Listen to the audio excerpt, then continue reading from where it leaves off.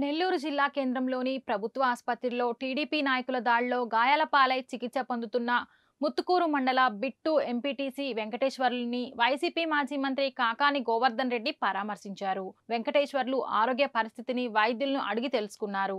ఆంధ్ర రాష్ట్రంలో కూటమి ప్రభుత్వం అధికారంలోకి వచ్చాక నిత్యం దాడులు, విధ్వంసాలు జరుగుతున్నాయన్నారు. రాష్ట్రంలో రెడ్ బుక్ పేరిట రాక్షస పాలన జరుగుతున్న పరిస్థితులు ఉన్నాయని కాకాని ఆగ్రహం వ్యక్తం చేశారు. కూటమి ప్రభుత్వం చూస్తుంటే మేము దాడులు చేస్తాం, విధ్వంస పాలన కొనసాగిస్తాం, ఎవరైనా ప్రశ్నిస్తే కేసులు పెడతాం అన్నట్లుగా ఉందన్నారు.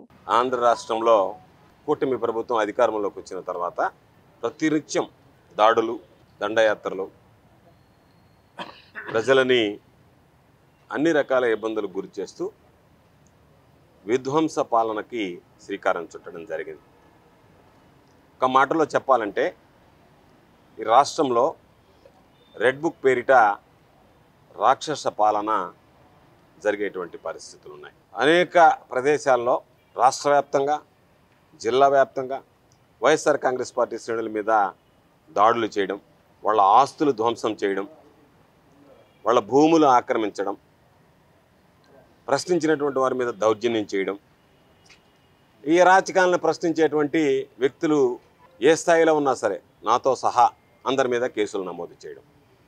అంటే ప్రభుత్వ పరిపాలన తీరు ఏ విధంగా ఉంది అంటే, మేము దాడులు చేస్తాం, మేము విధ్వంస పాలన కొనసాగిస్తాం, ఎవరన్నా ప్రశ్నిస్తే కేసులు పెడతాం. ఎంత విచిత్రకరమైనటువంటి పరిస్థితులు అంటే, సాధారణ పౌరుడికి ఎలాగూ భద్రత లేదు. ఈరోజు ముత్తుకూరు మండలానికి సంబంధించి నెల్లూరు జిల్లాలో ముత్తుకూరు బిట్ 2 ఎంపీటీసీ వెంకటేశ్వర్ల మీద హత్యా ప్రయత్నం జరిగింది. ఏమీ వివాదం లేకుండానే వైఎస్ఆర్ కాంగ్రెస్ పార్టీకి సంబంధించినటువంటి నాయకుడు, ఎంపీటీసీగా గెలుపొందినటువంటి వ్యక్తి, ప్రజాప్రతినిధిగా అక్కడ ఉన్నటువంటి ప్రజలకి అవసరాలు తీర్చేటువంటి వ్యక్తి, అటువంటి వ్యక్తి మీద ఈరోజు దాడి చేయడం అనేటువంటిది దారుణమైనటువంటి విషయం. కారణం ఏమిటి అంటే, మీరు పార్టీ మారండి, మా పార్టీలోకి రండి, మీరు కనుక పార్టీలు మారకపోయినా, పార్టీలు మారేవారిని ఎవరన్నా అడ్డుకున్నా, పార్టీలు మార్చేటువంటి సంస్కృతిని ప్రోత్సహించకుండా నిరోధించినా మీ మీద మేము దాడులు చేస్తామని చెప్పి ఈరోజు పార్టీ మారలేదనేటువంటి కక్షతో ఈరోజు దాడికి పాల్గొనడం జరిగింది. పాపం ఈరోజు వెంకటేశ్వర్లను చూస్తే, వెంకటేశ్వర్ల కుటుంబాన్ని చూస్తే ఎక్కడ వివాదాలకే పోనటువంటి వాడు, అటువంటి వ్యక్తి మీద తల మీద 4 కుట్లు పడ్డాయి, తీవ్రమైనటువంటి రక్తస్రావం జరిగింది, తొంటె విరిగిపోయింది దాడిలో. ఈరోజు డాక్టర్లు దానికి సర్జరీ చేయాలని చెప్పడం జరిగింది. గవర్నమెంట్ జనరల్ హాస్పిటల్లో సర్జరీ చేయించాలన్నా లేదా ఏదైనా ప్రైవేట్ హాస్పిటల్కి తరలించి చేయించాలనేటువంటిది కుటుంబ సభ్యులతో మాట్లాడతాం. కుటుంబ సభ్యులతో మాట్లాడి ఒక నిర్ణయం తీసుకోవడం జరుగుతుంది. అంటే ఒక ఎంపీటీసీ స్థాయి వ్యక్తికే ఈరోజు తొంటె విరగొట్టి తలబగలు కొట్టేటువంటి పరిస్థితులు ఏర్పడితే, ఈ రాష్ట్ర పరిస్థితి, ఈ జిల్లా పరిస్థితి ఏ విధంగా ఉందనేటువంటిది ప్రత్యేకంగా చెప్పాల్సినటువంటి అవసరం లేదు. ఇంత జరిగినా పోలీసులు మేనమేషాలు లెక్కిస్తూ ఇప్పటివరకు ఎఫ్ఐఆర్ రిజిస్టర్ కాలేదు.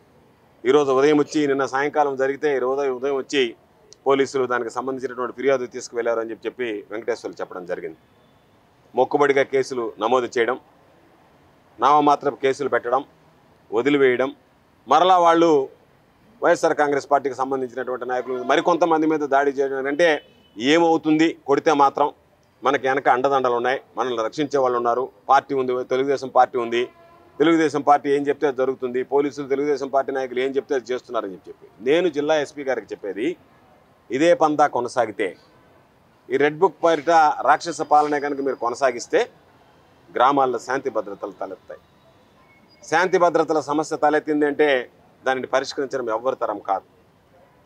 ఈరోజు అందుకని ప్రశాంతంగా ఉండేటువంటి మత్స్యకారుల గ్రామాలు, అక్కడ కూడా కొంతమంది చిచ్చుపెట్టి ఆధిపత్యం కోసం మా అధికారం ఉంది కదా అని చెప్పి వ్యక్తిగత స్వార్థాలు, వ్యక్తిగత కక్షాలు అన్నీ కూడా పార్టీల మీద రుద్ది ఈరోజు వాళ్ళ మీద దాడులు చేయడం అనేటువంటిది దారుణమైనటువంటి విషయం. తప్పనిసరిగా ఈ దాడులను ఖండిస్తున్నాం. పోలీసు అధికారులకు మరలా చెప్తున్నాం, అధికారం ఎవ్వరికీ శాశ్వతం కాదు. ఈరోజు అధికారం ఉంది అని చెప్పి మీరు తెలుగుదేశం పార్టీ నాయకులు చెప్పినట్టుగా విర్రవీగితే, ఈరోజు మీరు ఏదైనా సరే పాపాలకు పాల్పడితే ఆ పాపాలు శాపాలలాగా మీకు వెంటాడతాయనేటువంటిది గుర్తుంచుకోండి. ఈ తెలుగుదేశం నాయకులు ఎవ్వరూ కూడా రేపు మరలా ఈ రాష్ట్రంలో సార్వత్రిక ఎన్నికలు జరిగితే సార్వత్రిక ఎన్నికల కౌంటింగ్ ట్రెండింగ్ చూసిన తర్వాత ఈ రాష్ట్రంలో కూడా ఉండరు, ఉండేటువంటి పరిస్థితులు కూడా ఉండవు. ఎక్కడ వాళ్ళు అక్కడ పరారవుతారు. మీరు ఉద్యోగం చేయాల్సినటువంటి వాళ్ళు. కాబట్టి అధికారులు ఎవరైనా సరే ఈరోజు మీరు నిష్పక్షపాతంగా వ్యవహరించడం తప్ప పక్షపాత ధోరణితో వ్యవహరిస్తే మీరు అనేక రకాలైనటువంటి ఇబ్బందులు పడాల్సినటువంటి పరిస్థితి ఏర్పడుతుందనేటువంటి విషయాన్ని గమనించండి.